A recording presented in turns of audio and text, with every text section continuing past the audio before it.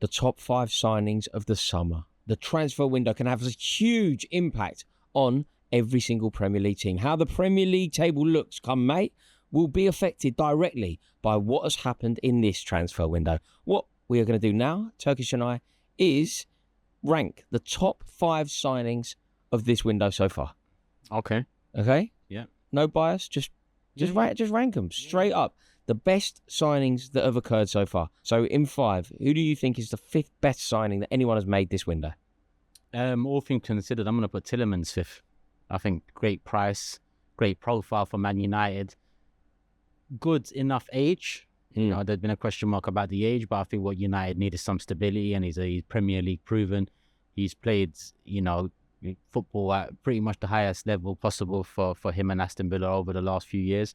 So I think Tielemans is great signing, and I think he'll work well with Bruno Fernandes. Yeah. I think Tielemans is a baller. I think both United and us, we missed the boat on him when he was a free. Yeah. Before he joined Villa. Yeah. I really wanted him that summer. I think we signed Kai Havertz instead. I was begging for Tielemans at that time because the 8th position I felt like needed him. Yeah.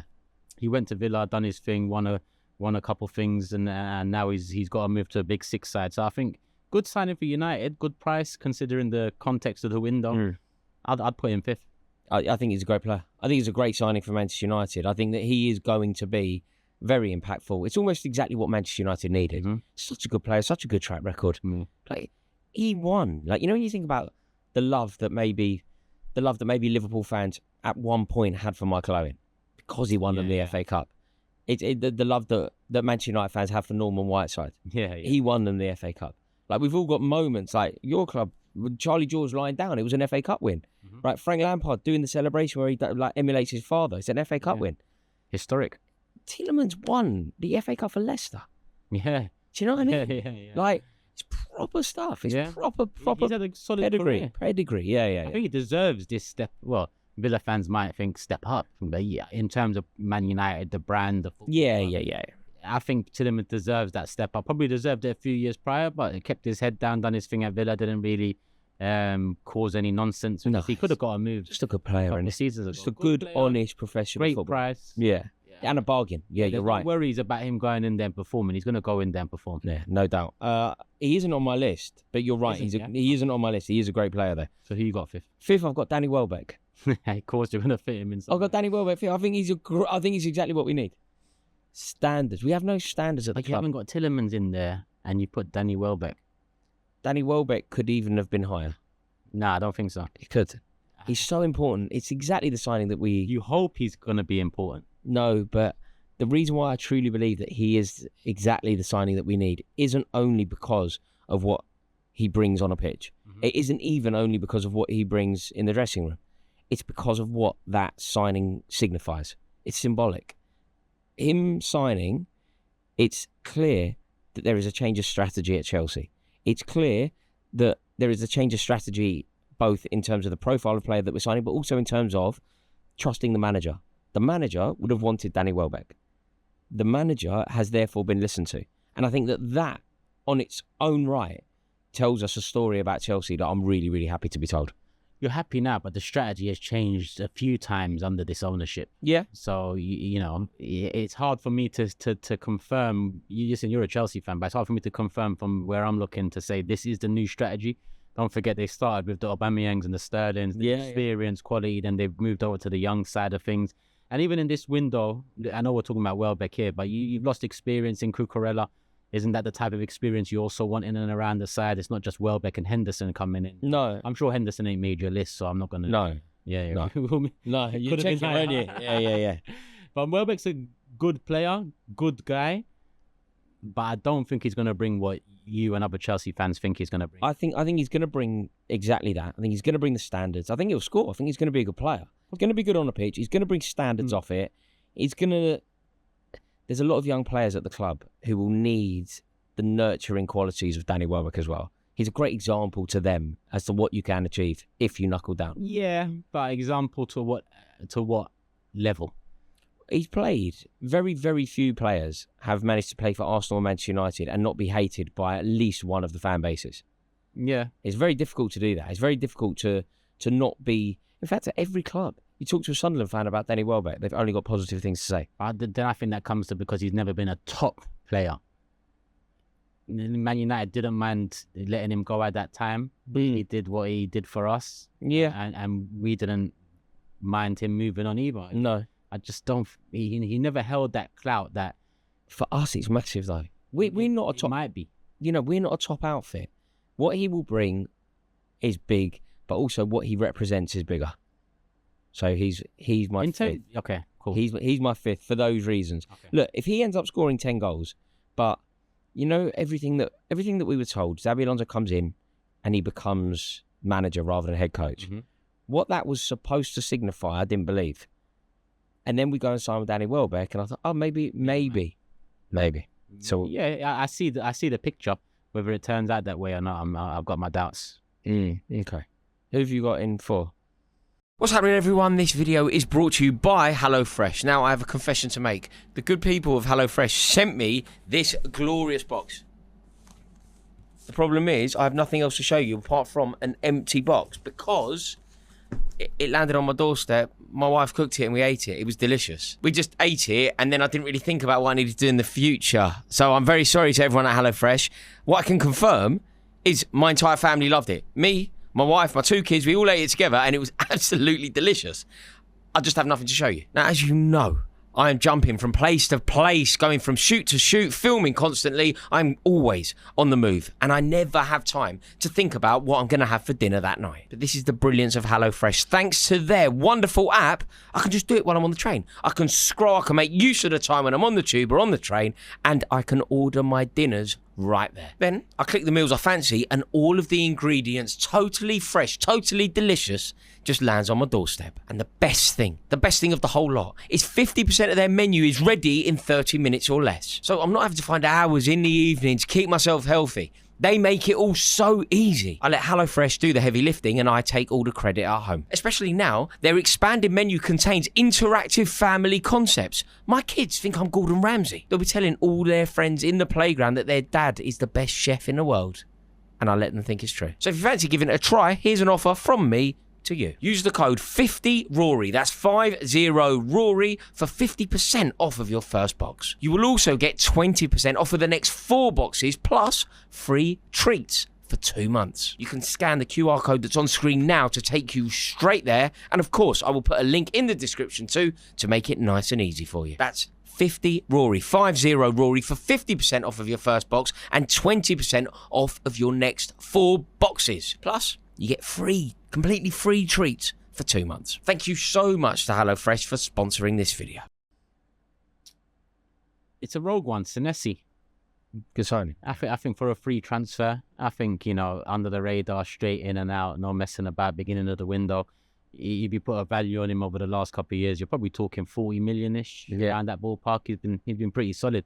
So I've put him for free transfer for Tottenham, an area where they've needed some change now with Romero's antics and Van der Ven falling off a bit of a cliff last season, in my opinion. So I think that's a solid signing, great age, experience, Argentina international. Free transfer, so I'll put Senesi for. Mate, do you know what's quite worrying? You've mentioned Senesi. I've got 2 Tottenham players on my list. Neither of them are Senesi. Yeah.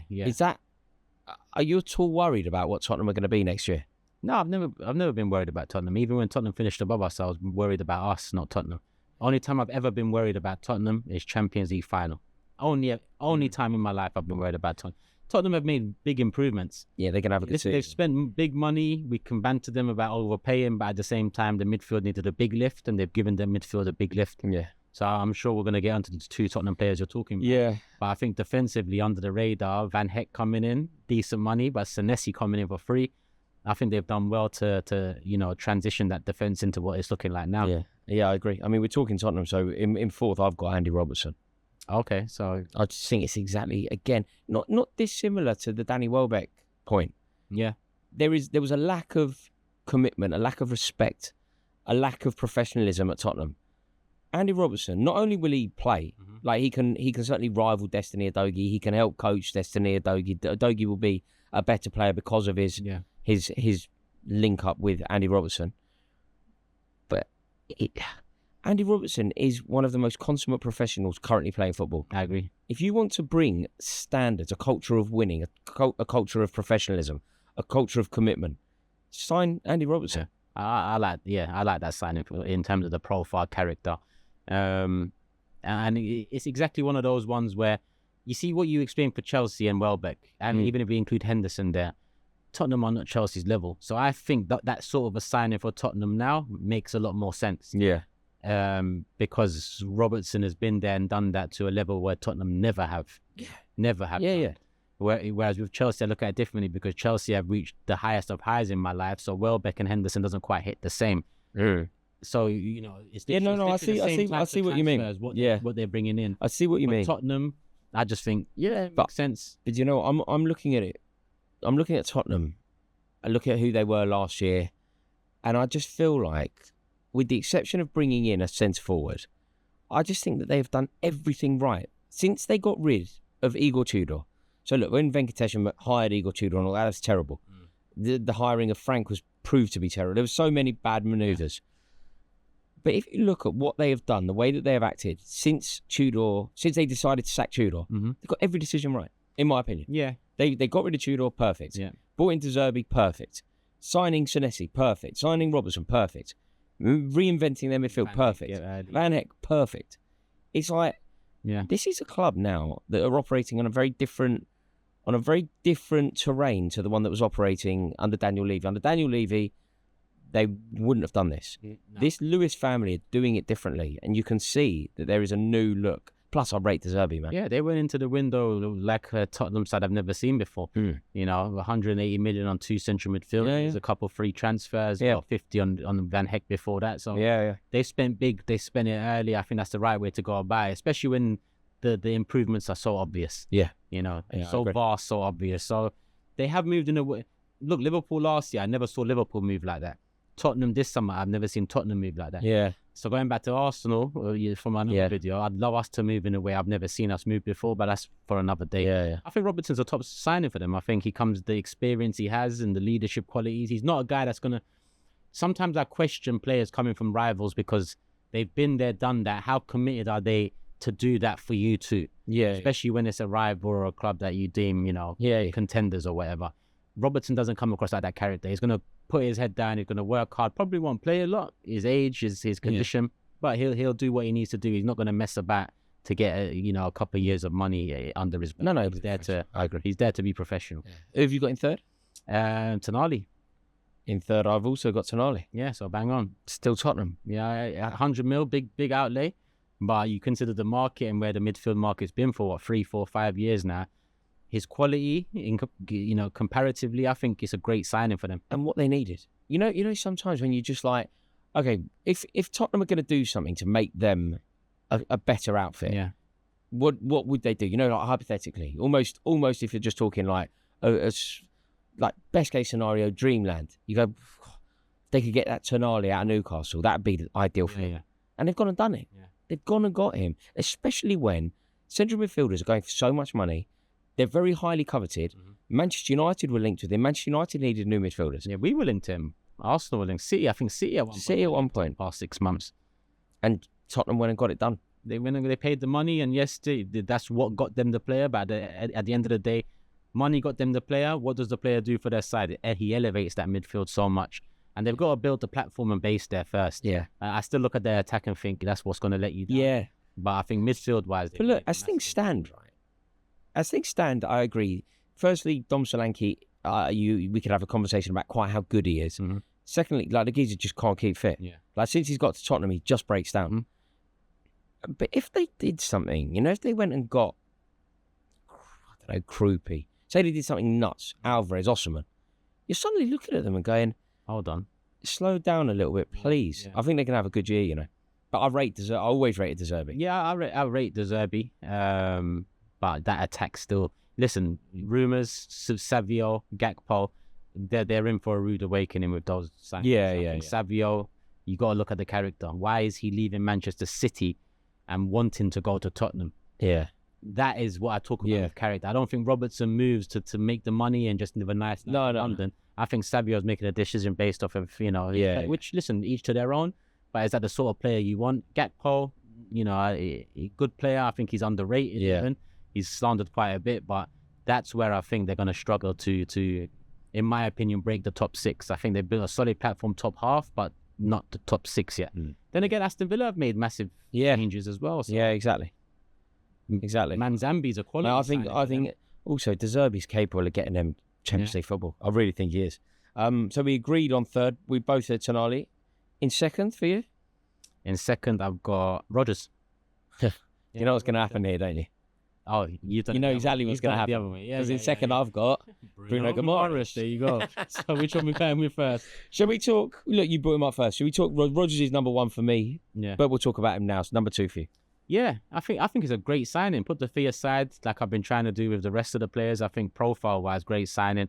I've liked Rodgers for a couple of years now. I would have loved to take Rodgers last year. I think the links to him this year for me didn't make sense profile-wise. I would have taken him because I like the player, but I think he's similar to Eze, but he also doesn't, convince me on the left-hand side in terms of a left-sided forward. He's more a central player. So in the end, I wasn't too disheartened by you, pipping us and bidding more and getting the player. But the player you got, the connection he has with Palmer, Palmer's performances over the last 12 months, it's not necessarily just about what this player brings in Rodgers. It's about what he brings out of Palmer too. And the way Jabu plays with them two close together centrally, I think that could be a bit. There's a lot of magic there. Yeah, I agree. I think that the signing of Morgan Rodgers, it's actually such a statement from us. We've gone out, we've signed a player that was linked with the champions, which is also big. Yeah. Not only the champions, another London club, a rival, and we've managed to kind of get one out. Of course, we've paid, but we got a player you wanted, which is significant. We've also got somebody who played very well for England at the World Cup.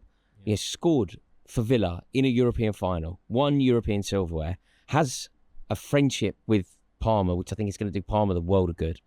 Those two linking up together, like what we've been, particularly under, forget the likes of Rosenior, but even Maresca, it was boring. It was so dry. You know that kind of possession for the sake of possession. For what we loved was Damien Duff.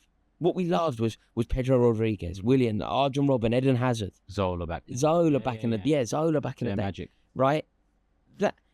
That gets Stamford Bridge going. It gets us up on our feet, and suddenly you think of a front four. Let's say everyone's fit.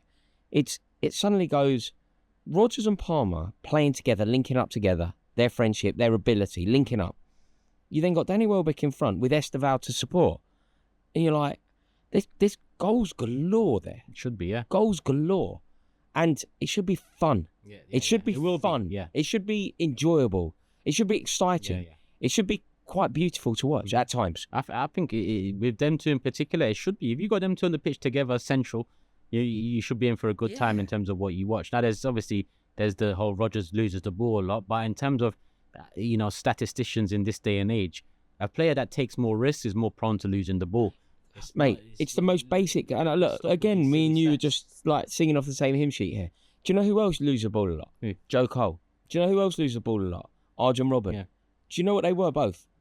Excellent footballers. Exactly. Of course, Arjen Robben is dispossessed on a regular occasion because what he's trying to do is something that is game changing. Every time, yeah. If it works, you win the game. If it works, you score a goal. So the chances of it not working are quite high. No, I think Rodgers, great signing for you lot. Great signing. Yeah. Again, I've look at your defence and I think, the opposite to Tottenham, what's going on there. But I look at your attack now and I think, as much as I don't rate the Welbeck signing like everyone does, I think he's solid. Rodgers and Palmer behind. Yeah, Rodgers, Palmer, Esteval, forget him. It could be. And I'm really up for this. Caicedo behind them. Caicedo support. Yeah, Caicedo looking after. Like, what it could be, and I'm really up for this, we could be just, the way Bournemouth last year, when I'd watch football, you were the best team in the country. This isn't a pop at all. But you weren't the best team to watch. They played You're watching Bournemouth, right? Yeah. Like, when Bournemouth went to the Emirates, and it was like... Yeah, they balled out, yeah. Brentford the same. Brentford the same. Like, that Coyote charging and, like, wild, just exciting. Stamford Bridge, watching Enzo Maresca's team play, whether we won, lost or drew, it was like, do we want to cover this game? Do we want to watch this game? Is there any enjoyment around this? And I'm actually quite up for a season, whether we win anything or not. If we if we enjoy it, if there's a rapport with the fans, if the players look happy, if the fans are singing, I'm kind of up for it. I do think, like, from an Arsenal perspective, what I worry about the most is that mentality from any of the sides of a new manager, rather than the mentality of how do we mathematically get this team to Arsenal's. Rather than you don't want it to just click. And it's fun and then good vibes. Because that's the styles make fights. Styles make title races. Styles make, in any sport. I'm weary of that more. Yeah, I agree. You lot hitting the ground running, enjoying life, scoring goals. All right, you concede 1 or 2, but you scored 4. Yeah. No, I mean, that's how Leicester won the league. I'm worried more about that than 1-0, 2-0. Oh, they're 78% possession of the ball and they won 2. They didn't concede a shot. I completely agree with you. From your perspective, the worst thing that could happen is that Chelsea or Man United or Liverpool win 5-2 at home in their first home game of the season. Yeah. And the crowd are loving it. You don't want to see rock and roll. No. You don't mind if they win. You don't mind if they win. But don't have fun and win. That's too much. I agree. Can get a ball rolling. I completely agree with you. Yeah, and you've got Bruno Guimarães number. I don't dislike it at all. I think he's a class act. Yeah, and I just think, honestly, the money probably is the difference for me. I think Bruno's the more complete player. I know they're not the same position, but I do think in terms of rankings, the only difference is that pound for pound, I believe we've got the better deal. Bruno completes our midfield. We need a player that has a bit about him, a bit cute on the ball, a bit give and go, progress the ball well. He's got that bite, that steel, that heart that Arteta needs from a midfielder. Mm-hmm. So I think when you look at the problems we had in midfield last season, because we had problems, it wasn't just the attack. The midfield struggled to get the ball up the pitch quick enough, slick enough. I think Bruno helps that a lot. The introduction of Miles Lewis-Skelly helped that a lot. So now we've got them two together as options with Rice and Zubimendi as options. Also, Rice, it's I believe it to be unsustainable, Rice. What, an 8?